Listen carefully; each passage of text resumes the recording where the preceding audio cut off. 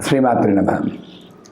Many of us do different kinds of spiritual activities. Let it be prayer, let it be a puja, or a meditation, or bhajan. Each one of the activities is having a specific effect on one's life and lifestyle. And we're going to discuss each one of them now. When you are doing a recitation of mantras or slokas or bhajans, you are expected to do at a louder voice. The pitch should be high. Why? Because where we are living, the place, normally we clean the floor, we clean the room, we clean the walls, all these external things we are cleaning, and the dust is visible. There is one more dust which is much more dangerous than this external visible dust, and that is the negative energy with which we are infecting the Vayu Mandala whenever we are shouting and yelling at other people, whenever we are talking with negativity, with lack of confidence, lack of trust on mother also, or any such activity, once it is out, manasa vacha karmana, that's another thing. Even if in the thought also, it will infect the Vayu Mandalam. That's why whenever you go to temple, and the temple is a common rejuvenating place where everybody will go and then get the energy. There are two things. When you go to temple, if you pray, you get some, good effects. That's fine. But some people, they go to the temple and do all sorts of mundane activity discussing about materialistic aspects. They are doing two things. One, they are not getting the positive effects of visiting a temple, number one. Not only that, by their mundane activities, they are spoiling the Vayu Mandala of the temple also, which is not necessary. So, in our house also, when somebody is yelling and shouting at the other person, the Vayu Mandala is infected. How it can be cleaned? On a regular basis, daily basis, if all the members of the family, preferably, or at least some members of the family, recite certain mantras, any mantra, Om Namah Shivaya, Om Namo Bhagavate Vasudevaya, Lalita Sahasranamam, Vishnu Sahasranamam, or Sri Vidya mantras, and the sound of that mantras will produce positive energy, and then that positive energy will clean the Vayu Mandala. Particularly Varahi Mantram is very effective. I've been telling in many videos. Varahi Mantram is extremely useful in cleaning the Vayu Mandala. So at that time, the mantras we need to recite loudly. Loudly means at least the audible level. Om Srim Ring Kling Graungam Ganapataye Varavardam Sarvajanam Mevasamane Swaha. When you recite like that, the energy from the mantra will clean the Vayu Mandala and remove those negative pockets which will cause lack of focus and lack of stability in us. We may not believe it, or we may believe it. Nothing can be proved, but something good can be done by this kind of activity. If we can understand the reasoning, then we can follow that. So, this mantra japam normally we do in the Sri Vidya Learning Center every day at 5:30. At that time, we all recite Ganapati, Bala, Subramanya mantra, Chandi mantra, Krishna, Dattatreya, Lakshmi, Vagdevata, Shiva, Rajashyamala, Varahi, Panchadashi and Mahashodashi. Except Mahashodashi, all the mantras are recited at an audible level. And each sound has got an effect on the Vayu Mandala and cleans certain pockets. After that, we meditate on the mantra. So at that time also we recite the same mantras, but then we focus internally. So suppose we are reciting Shiva mantra, and that is Om Hrim Haum Namah Shivaya. And each mantra is related to one chakra. Like Ganapati mantra is connected to Mooladhara. Subramanya and Bala are working on Swadhisthana. And Chandi mantra, Manipura, Krishna, Anahata, Dattatreya, Vishuddhi. And Ajna chakra is Shiva mantra. So all the other mantras are working on your self. I mean, the other impurities we have because of the indriyas, the mind, all this cleaning happens because of when reciting the 6 mantras. When we are reciting the Shiva mantra for meditation, what we need to do is, when we say Om, Om, imagine the cosmic force entering your body like a streak, like a ray of light. And that's the life force, Prana Shakti, Pranavam. Om, left eye, Hrim, Haum. If you join these 3 points, it will be like a triangle. And the upward triangle in the Sri Vidya corresponds to Shiva. So Om is the Pranavam. We need to keep our awareness here. And Hrim, we need to keep our awareness on the left eye. When I say eye, it's not the physical eye. The position inside the body where the eye, maybe retina or cornea, whatever, the screen behind the eye. That is Hrim, Maya Bijam, Rilleka Bijam. How? One is Anugraha, bliss. How is on the right side, that is Vimarsha, that's male energy. Female energy, male energy, Pranavam. So this Pranavam is a combination of female and male energy which divides itself when it comes to the body and protects us in the form of Anugraha, in the form of self-analysis.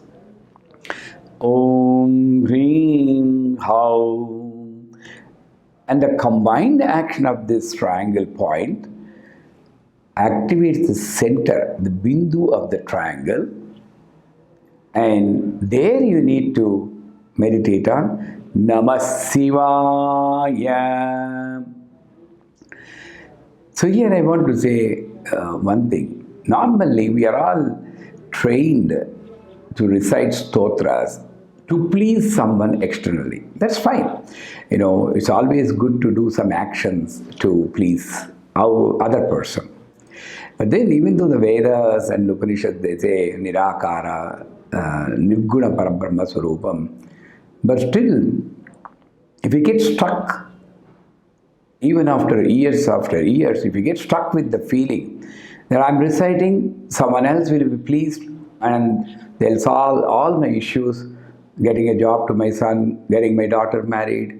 So this is always, you're dependent on external world. And the dependent person, dependent jiva, can never experience the liberation. Vishrunkala, Viviktasta. Liberation can never happen. Always, Punarapi Jananam, Punarapi Maranam.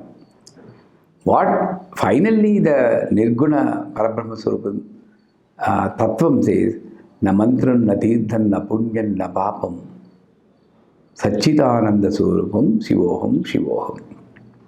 So having said that, here, when we are saying Om, Hrim, How, Namah Shivaya, any mantra, any stotra, I always tell, initially while doing the puja, okay, you be in the Dvaitam, you have a Vigraha, it's always good because I'm using my mind. Mind is having limited strength.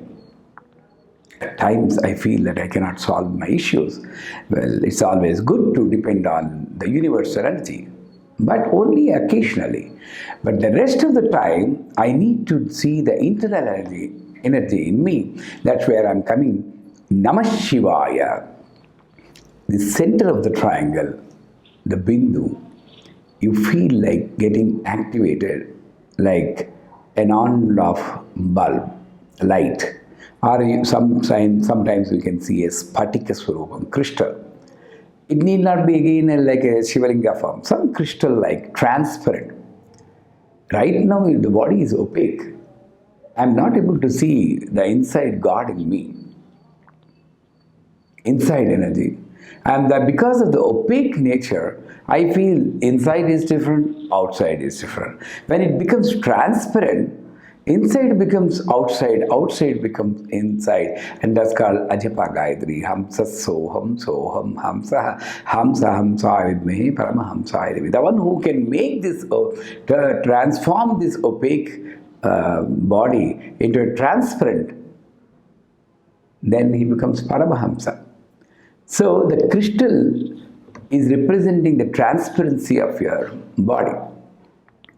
So crystal, that Linga Swarupam, you imagine, first imagine at the Bindustan of the center of the triangle, not Bindustan of this top of the head. Imagine the triangle and the center of the triangle is Namah Shivaya. That's where you need to meditate. And what's the meaning of Namah Shivaya? Namaha, I'm not this. Right now I'm identifying myself, number one, I'm a human being. Number two, I'm an Indian. I'm a male. I'm a Brahmin. My name is so-and-so. So much limitation I have. But in fact, in the reality is, Namaha, I'm none of these. Who am I? If you want to realize and if you want to get the liberation, who are you? Shivaya. And Ambal also tells in the last line of the Lalita Sahasranamam, you can get me only Sri Shiva Shivashakti Rupani Lalita Ambika. Lalita name comes in the last word. And you can experience her only when you merge this Shiva and Shakti, the seer and the seen. So, I am not this, I am that. So, the transformation from this to that is Upasana. Namah Shivaya. And for that, we use the spiritual energy, divine energy, cosmic energy, and then we imagine that gets split into the body. Hrim, how? Atma Vimarsha, self-analysis. How? Bliss. So that's why whenever we say, and also it's better to see the Devanagari script letters also, because we have tanmatras. Pancha tanmatra sayaka. What is the tanmatra meaning? Those energies which are given to us to protect us. Tanmatra. Tra means protection. What are they? Shabda, Sparsha, Rupa, Rasagandhas. So, when I am doing meditation, Rupa I am imagining, Shabda I am listening, Sparsha is a constant association with the divine energy. We can take it as Sparsha. Then, Shabda, Sparsha, Rupa, Rasa. Rasa is Anandam, the bliss, while reciting the mantra. So, by the combination of these 5 tanmatras, we can see the inner self that is forming in the form of a light at the center of the bindu. So, Namah Shivaya, that's where we need to feel. And also see the Devanagari, that's a Rupam. Om, Hrim, How. Why Devanagari only? In my view, maybe the curves and the lines in the Devanagari script, when you go through the, when I'm seeing the letter, it's a flash. But then, in fact, I'm just going through the curve, the line, all around the line. Ultimately, the complete picture comes. It beyond my recognition. So when I'm scanning through the outer periphery of that letter, and that may cause some good effect on the Nadi Mandala. That's why maybe, I'm not confirming this, maybe, I believe that, maybe Devanagari script, looking, reading is better than any other script. That's called Devanagari, Devata. There's a language in which the celestial figures, celestial energies, rishis, Gandharva, Kinnara, Kimpurusha, all this imaginary thing. But why we are imagining? Because we have to have somebody supreme to us, so that always we think above, think forward, not think backward. So even though they may be imaginary, that's always good. We need an ideal person, a role model. So these are the role models. And when I'm reading this Devanagari script, I'm getting connected to those energy. So Om Hrim Haum Namah Shivaya. We need to meditate on 3 points. Om Hrim Haum Namah Shivaya at the center. In fact, this Ajna Chakra is the point which controls the entire thought process. That's where the root of the point, we are thinking, we are stabilizing with the thought that I am not this body, I am not this whatever identification I have been given to me, I am just a drashta, as observer. When you do the meditation of Shiva Mantram with this, you can imagine the effect of what happens. That's where the Lalita Sahasranamam says, Maha Padmadavi Samstha Kadamba Varavasani Sudha Sagara Madhyastha Kamakshi Kamadayini Devarshikara Sangada Suyamana Viva. So that portion, if you take, this is where the meditation comes, the effect of meditation. Maha Padmadavi means when you meditate with all these mantras, different mantras which act on your chakras, each chakra is compared to a Padma, lotus. That's why Mula, Dhara, Ambuja, Ruda. Ambuja means lotus. So each one is compared to a lotus, and the whole 7 chakras, the area is compared as Maha Padma Atavi. That means the forest where all the lotuses are there. Maha Padmadavi Samstha, that means in this forest, somewhere here, we can imagine her. So if you want to reach her, my only obstruction is the Mooladhara is connected to the external world. Swadhisthana is infected by Kamakro, the Lobha, Moha, Madhamatsarya. Manipura, I'm getting stuck with my power hunger. And Anahata, that's where I am trying to expand with unconditional love towards the universe. And then Vishuddhi, I'm moving forward with purity of speech and power of manifestation. And when it comes to here, that's where I'm able to experience the inner self. So a travel through the great lotuses, Mooladhara, Swadhisthana, these are lotuses. So when the energy flows through the lotus, Maha Padmadavi Samstha, Kadamba Vanavasini, that's where we accept our life as it is. Kadamba is a type of flower which is not as beautiful as lotus or even hibiscus. It is a flower which is good, but not when you compare with lotus and hibiscus, it may not be that beautiful. But then why Kadamba Vanavasini? And they say if you do Sri Chakra Puja with the Kadamba flower, it gives you a lot of good effects. Why is that so powerful? Because Kadambam reflects a multitude of happenings and experiences in your life.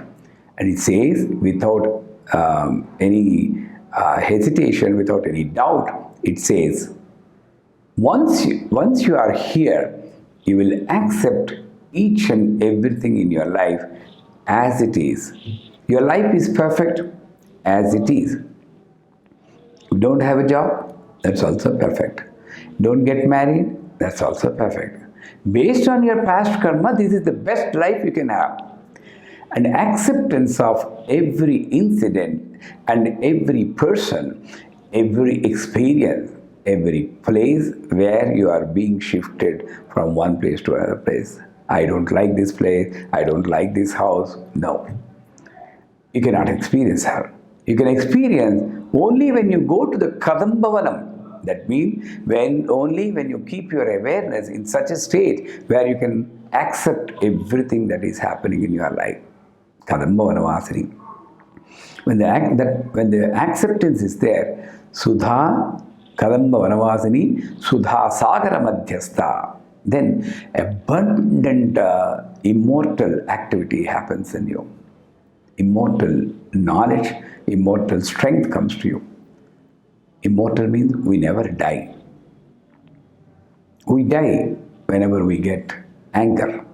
We die whenever we lose confidence on us. We also die whenever we think negativity, whenever we have depression. These are all deaths. Every time and again, now and then, we are dying. But when you reach that stage with the meditation, then you will be in a state where you live in the moment. Living in the moment is life. Leaving the moment is death. Let us live in the moment and not leave the moment.